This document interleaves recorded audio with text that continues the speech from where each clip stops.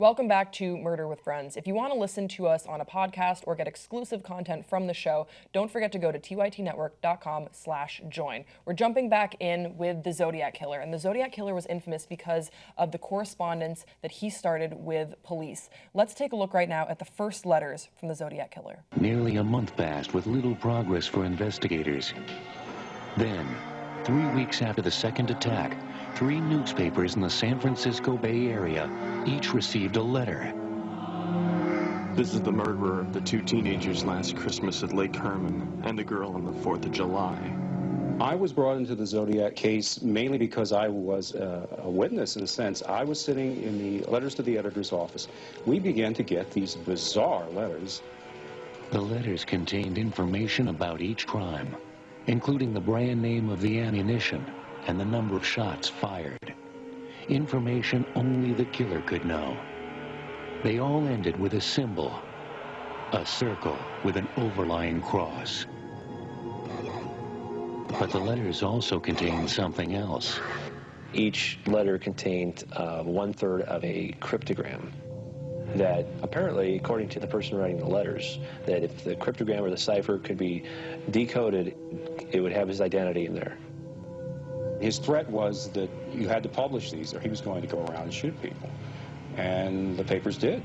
So, Brett, what is the significance here of a killer that wants so much recognition, that is so overt with his desire for recognition? He's not even being coy. He's saying, put me in your newspapers, put me on the front page. Well, yeah, no, he's still being coy. He's still being coy, and he's well, not he's not saying... giving his identity away. Right, but he's saying... I guess that's the way he's being coy, but he's not giving it to you. He's saying, ooh, I'm going to tell you, but you have to do my puzzle first. Mm-hmm. He's putting little hoops for people to jump through. And he's definitely... And they say that a lot of murderers want to get caught. They do. They're at the base. They just want to be caught, and they want to be held responsible because they want that recognition, because they're doing it to make a difference. Like, think on a very fundamental, you are changing people's lives when you end them. You're playing God, and they want to be thought of as the God they're trying to be. And so he's reaching out, and it's crazy. Of course he does it to a newspaper because that's what you do to communicate with people. Mm-hmm. And he tells them, like, if you don't put this in the paper, I'm going to kill more people. Yeah, and I think something with the Zodiac letters that I sort of need to reconcile is the fact from the fiction and the fear-mongering. Because when we talk about the Zodiac in a broad sense, you think, oh, the clues are all there. If only we could solve these ciphers, or look at this genius madman murderer. When indeed, when you look at these letters, a lot of the times he was really crazy. You talked about a cry for help. He sent a letter for Christmas to someone that worked at, I believe it was the San Francisco Chronicle, asking for help, saying, I need your help. He felt this sort of connection to the person he was writing to because they'd been writing about his murders, and he was saying, I'm so, like, I feel this torment and whatnot. But then he would also get just caught up on weird things. Like, he asked everyone to wear buttons with his symbol on it, so there's the O with the cross in it. And he said, I want everyone to wear buttons, and if you don't wear buttons, then more people are gonna die. Well, at this point in time, he'd killed about confirmed 4 people, I believe. And he really hated that the button thing wasn't catching on. Yeah. And so he writes a letter, he says, this is the Zodiac speaking. I am rather unhappy because you people will not wear some nice buttons. How about wearing some nasty buttons, or any type of buttons that you can think up? So if you do not wear any type of buttons, I shall, on top of everything else, torture all 13 of my slaves that I have waiting for me in paradise. Hey, Zodiac, stop trying to make buttons happen. Well, but that's what I mean. He's truly crazy, and I think that sometimes he gets this credit for, you know, being almost like a real life Jigsaw from Saw. You know, he really is toying with everybody and being this master manipulator. Yeah, but Jigsaw had like a very clear code that was like, I don't know. I saw 2 of the movies, but I watched How Everybody Dies, and it seemed like, listen, if you are willing enough to survive, you can get away, and that's it. But I don't think the Zodiac really is staying by a code, and that's what he knows. That's the power that he knows that he has, and he relishes that he has. And I think it goes back to either what they've said, other reports that he's latent homosexuality, or he just doesn't work well in romantic environments. He has no control over that. He has no power when he likes someone, girl, boy, whatever. Either he thinks it's wrong of him to like a boy and he just wants to be normal like he thinks everybody else is, or he wants to have that girl like him back and she won't, and he's powerless. So he does something that makes him feel powerful, and that is murder people and then toy with the media, which maybe he's angry through newspapers and movies and pop culture dictates what is normal behavior for people. He's going after that thing and trying to take control over it. Yeah, he goes after entities like the police force or the media that he probably thinks do have a lot of power. He's going after who he thinks are the powerful. People probably told him he was stupid, and now he wants to be smarter than everyone else. And especially because he misspells tons of shit. Yeah, but he also gives the police just enough so that they do have to be fearful. They do need to take precautions. So, for example, in the letter, he claims responsibility for killing the taxi driver. And then in this exact same letter, he sends a bloody shirt to prove, I killed this guy, here's the proof. And then at the tail end, he says, school children make nice targets. I think I shall wipe out a school bus some morning, just shoot off the front tire, and then pick off the kiddies as they come bouncing out, and then just signs it with his signature. So this letter from the Zodiac, I think, is really emblematic of exactly who he was. He did something, he says he wants the recognition for doing it, he wants you to believe him that he's this powerful, here's the proof, here's the bloody shirt, and then here's a more grandiose threat that he can't possibly follow up on, but the police are now going to have to act because he does have this proof. He has supplied them with that. Yeah, but then again, he might have a bunch of ideas that he wants to execute. But when he thought about, oh, Lover's Lane, middle of the night, I use a light, that'll work fine. But I'd have to kill these children one by one for a number of minutes as they pour out of a bus. In the daytime, kids aren't taking buses at night. Oh, that is not going to work for me. That's not going to be a good, actionable plan. But I think it's a really cool image and a cool plan, and I wanted to do it. Here's a way for me to kind of do it, accomplish the same terror. So now I have two categories of plans. One that I can pull off, and one that I probably can't, but it's really creepy, and I want people to think that I'm really creepy. And so they need to believe me. Yeah, and I'll relate this one to the police, get them scared in the middle of the day with, again, vulnerable people. You're on a date in the middle of the night. You're out in the middle of nowhere with just you and your sweetie in a remote location. You're a cab driver with your back turned to the victim. You're a child going to school. Like, these are our most vulnerable. These are very vulnerable people. Yeah, and speaking of vulnerable people, I want to talk about the last known sighting of the Zodiac killer, and I touched on it earlier in the letter that I was reading.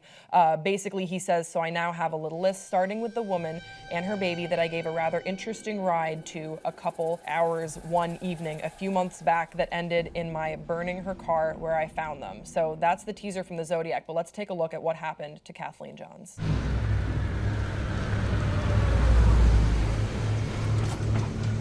Are you okay? Yeah, we're fine. Must have been worse than I thought. I can give you a lift to a service station. Okay.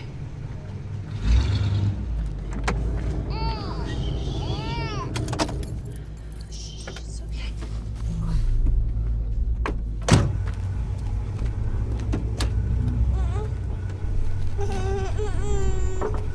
I didn't know you had a baby. Oh, is that okay? The more the merrier.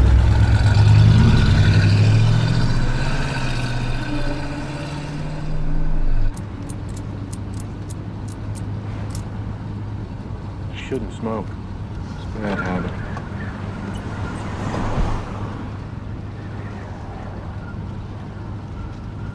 I think we just passed a filling station. It was closed.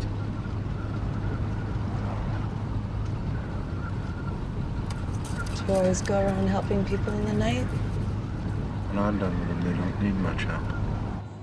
So that was David Fincher's interpretation of the last known sighting of the Zodiac killer. Kathleen Johns said that a man flagged her down. He was honking his horn, flashing his lights while she was driving, said that it looked like one of her wheels had come loose. He attempted to, fix it for her, and then he went on his way. And then as soon as she drove, it almost fell off immediately. So it looks like her tire had been tampered with. She was with her baby. He comes back. He says, "Do you need a ride?" We see that interaction there. And then he keeps driving for hours. I had trouble reading the letter because he misspelled hours. But yes, he drove them around for hours. And finally, he's passing all these gas stations and whatnot. She realizes something is up. As soon as they slow down a little bit, she jumps out of the car with her baby and then just hides in a field. She says that he seems like he flashed a flashlight and was looking for her a little bit and then drove on the way. And then she waits a while, flags down a car, goes to a police station. As she's sitting in the police station, she sees the sketch of the Zodiac. So she sees that sketch that's going around. They ask her, who is the guy that picked you up? And she points to it. She's like, that man, that was the guy that picked me up. Which I think is so eerie. Then the police go back to the site of where she said that she had left her car, and her car had been completely burned. So all the evidence of anything that was in there, if there were any fingerprints or whatever from him on the tire, were completely destroyed. What a jerk. That is the last known sighting of the Zodiac, and he did claim responsibility for that. And with that description of what he did, this Zodiac killer sounds like a real jerk. Yeah, I think it does sound like a real jerk. I think he does. I think he is a super jerk.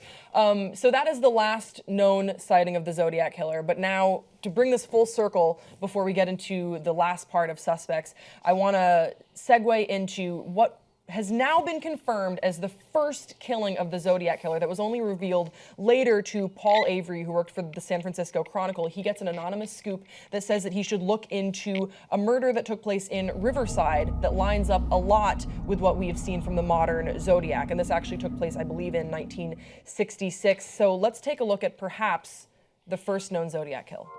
On the evening of October 30th, 1966, 18-year-old Cheri Jo Bates was found brutally murdered in a parking lot next to the Riverside City College Library in California. It appeared that neither rape nor robbery was the motive behind the killing. Her purse lay by her body, and her clothes were still on. Police later determined that her vehicle's engine had been tampered with, and the killer had originally approached her to assist her.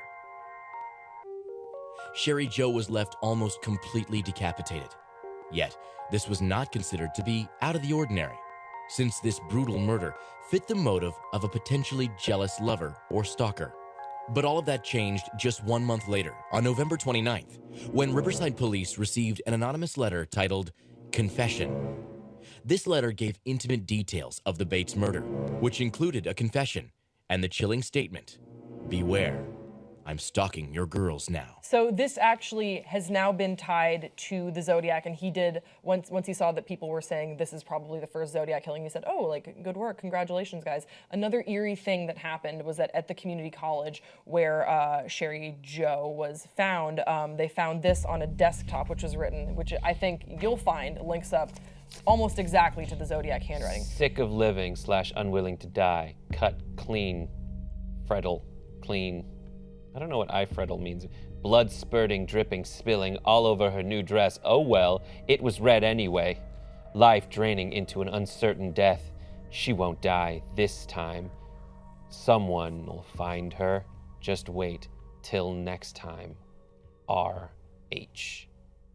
Russ Heddleston, who I went to college with. So that eerie thing that you just heard Brett read was carved into a desktop, which, because of my age, I was like, I didn't know they had computers back then because I'm an idiot. Actually, it's just the top of a desk. It's literally the desktop. It was carved in there. Mm-hmm. And it was submitted in for evidence that seemed really strange. And yes, the Zodiac has claimed responsibility for that. Now, some people think that this was the first murder of the Zodiac, therefore this was a crime of passion. This was someone that he knew. Mm-hmm.